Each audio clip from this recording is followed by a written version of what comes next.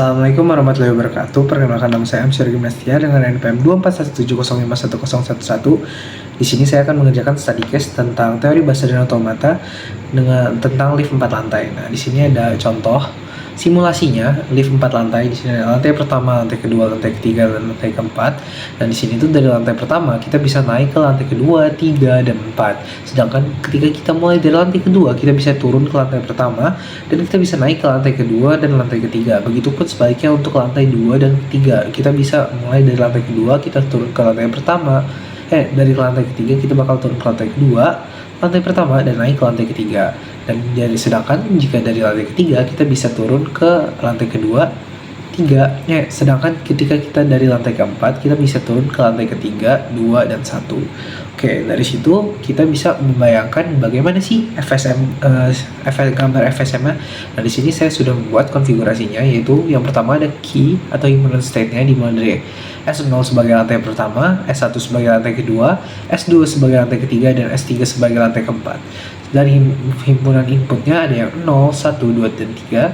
State awalnya itu dari S1 dan final state-nya dari S0, S1, S2, dan S3. Oke. State awalnya ini harusnya S0. Oke. Fungsi transisinya itu ada S0,1 itu dari S0 ke S1 itu 1, terus S0 ke S02 itu dia ke S2, habis itu S03 itu dia ke S3, sedangkan S1 ke 0 itu S0, S1 ke 2 S2, S1 ke 3 itu 3. Terus S2 ke 0 itu S0, S2 ke 1 itu S1, S2 ke 3 itu S3. Begitupun sampai S3 itu S2 kedua itu S2.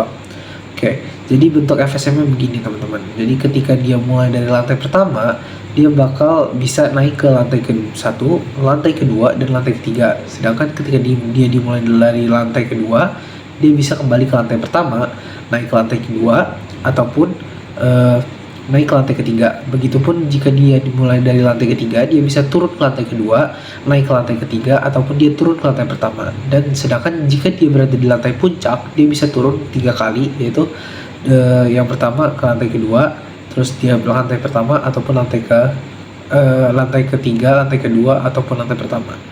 Mungkin sekian yang bisa saya sampaikan tentang lift 4 lantai. Kurang lebihnya mohon maaf. Terima kasih dan wassalamualaikum warahmatullahi wabarakatuh.